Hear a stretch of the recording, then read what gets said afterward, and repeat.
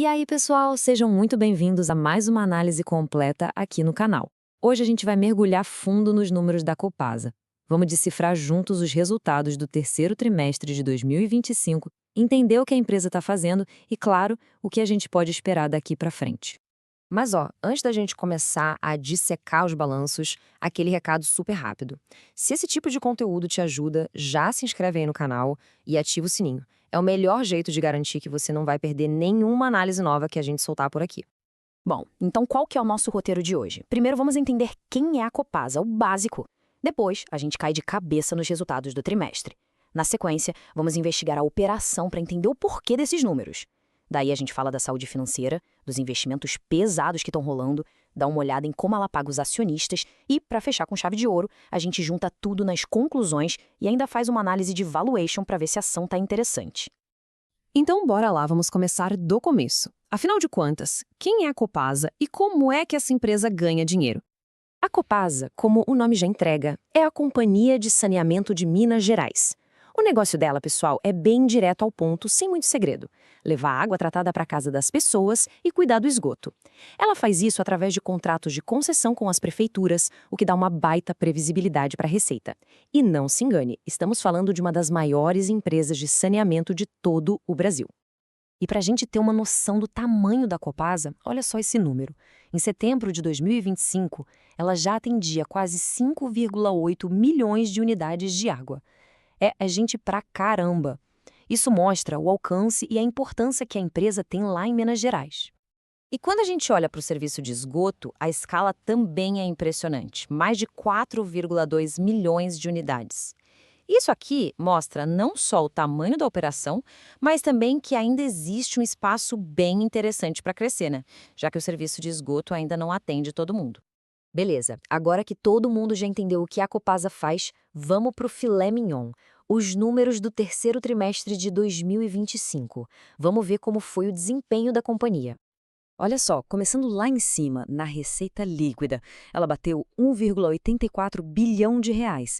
Isso é um crescimento de 3,4% se a gente comparar com o mesmo período do ano passado. É um crescimento legal, mostra que a empresa conseguiu faturar mais.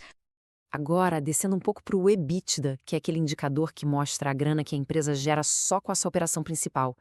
A gente vê um número de quase 727 milhões de reais. O ponto-chave aqui é que ficou praticamente estável. Ué, mas se a receita subiu, por que a geração de caixa ficou no mesmo lugar? Isso já acende um alerta para a gente. Provavelmente os custos subiram junto, né? E aí, quando a gente chega na última linha do balanço, no lucro líquido, a gente vê o resultado final dessa conta. Uma quedinha de 2%, fechando em 360,8 milhões de reais. Não é nada desesperador, mas é um ponto de atenção. A empresa vendeu mais, mas no fim das contas botou um pouquinho menos de dinheiro no bolso. Então, para resumir a história do trimestre, é mais ou menos assim. A receita subiu, o que é sempre bom. O problema é que os custos e as despesas subiram num ritmo um pouquinho mais forte. E aí o que aconteceu? O EBITDA ficou de lado e o lucro líquido acabou caindo um pouquinho. Pois é, essa é a pergunta de $1 milhão, né? Se entrou mais grana com as vendas, por que o lucro diminuiu? A resposta para isso, pessoal, está nos detalhes da operação. E é exatamente isso que a gente vai investigar agora. Ok, então bora levantar o capô da Copasa e dar uma olhada no motor. É aqui que a gente vai entender a história por trás daqueles números que acabamos de ver. Do lado da receita foi tipo um cabo de guerra, sabe? Puxando para cima a gente teve duas coisas. O reajuste na conta de água, que aumentou a tarifa em mais de 6%, e também mais gente se tornando cliente da empresa. Só que puxando para baixo teve uma queda no consumo. Segundo a empresa, o clima foi mais ameno que em 2024, então o pessoal gastou menos água. No final, o lado positivo venceu, mas o crescimento poderia ter sido ainda maior. Agora, vamos para o outro lado da balança, os custos, que subiram 4,6%. Esse gráfico aqui mostra quem foram os vilões. Despesa com pessoal subiu quase 4%, normal por causa de reajustes.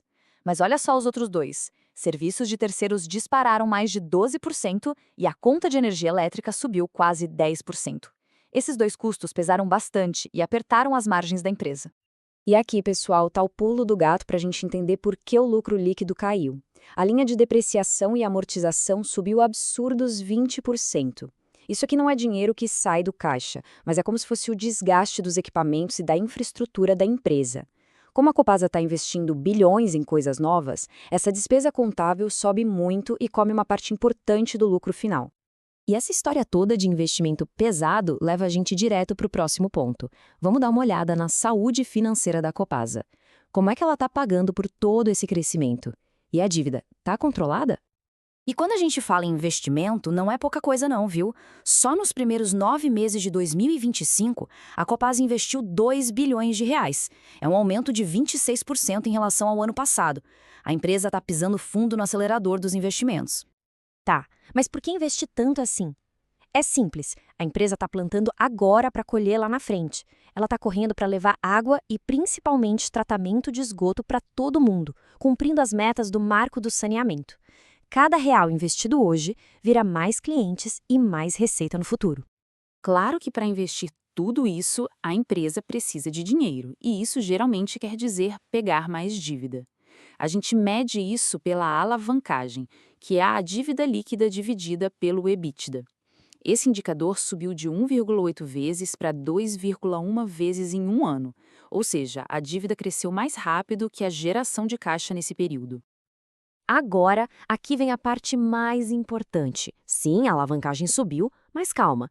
Isso não é motivo para pânico. Um nível de 2,1 vezes é super saudável para o setor de saneamento. E o mais importante, está bem longe do limite máximo de 3 vezes que a própria empresa se impõe. Ou seja, a dívida está crescendo, mas de forma totalmente controlada. Ok, a empresa está investindo, a dívida está subindo, aí o investidor já fica com aquela pulga atrás da orelha. E os meus dividendos, como ficam nessa história? Vamos ver como a Copasa está remunerando quem investe nela? A política da Copasa é bem transparente, bem direto ao ponto.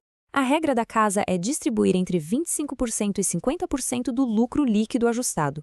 E o legal é que ela faz isso todo trimestre, o que é ótimo para quem gosta de ver aquele dinheirinho pingando na conta com frequência. E a notícia para o acionista em 2025 foi ótima. A diretoria bateu o martelo e decidiu pagar o teto da política, 50%. Ou seja, metade de todo o lucro vai direto para o bolso do acionista. Isso mostra um compromisso bem forte, mesmo com todos os investimentos que estão rolando. E isso não ficou só no papel, não. Olha só essa tabela. Aqui a gente vê todos os pagamentos que foram anunciados só nos 9 primeiros meses do ano, entre JCP e dividendos. Somando tudo, já dá mais de R$ 1,35 por ação.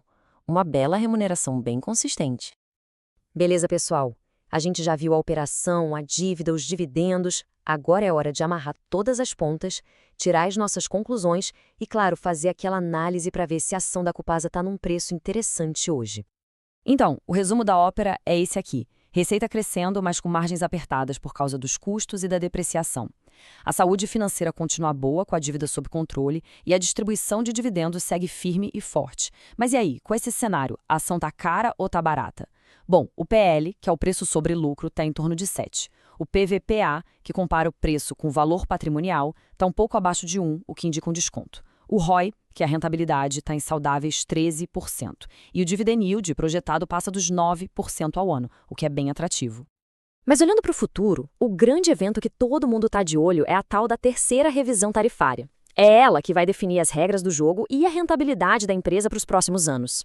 Enquanto a gente espera por isso, uma continha de bolso que muito investidor gosta de fazer é a do preço teto, usando a fórmula do Décio Bazin. Se a gente pegar os dividendos nos últimos 12 meses, que foram de mais ou menos R$ 1,85, e dividir por 6%, que seria o retorno mínimo desejado, a gente chega num preço teto de R$ 30,80. Lembrando sempre, isso é só uma ferramenta de estudo, não é uma recomendação, ok? E isso tudo nos traz de volta para a grande pergunta que o mercado está se fazendo agora. Essa nova revisão tarifária que vem por aí vai ser suficiente para a Copasa voltar a crescer os lucros com mais força e, ao mesmo tempo, continuar com esse ritmo de investimento pesado? Uma resposta positiva para essa pergunta pode destravar muito valor para a ação. A tese de investimento na empresa nos próximos anos depende muito disso. E agora eu quero saber a sua opinião. O que você achou desses resultados da Copasa? Acha que a empresa está preparada para essa revisão tarifária? Deixa seu comentário aqui embaixo, vamos trocar uma ideia. E não esquece de dar uma olhada nos vídeos da nossa carteira pública aqui do canal, onde a gente investe o nosso dinheiro na prática todo santo mês. Um grande abraço e até a próxima análise.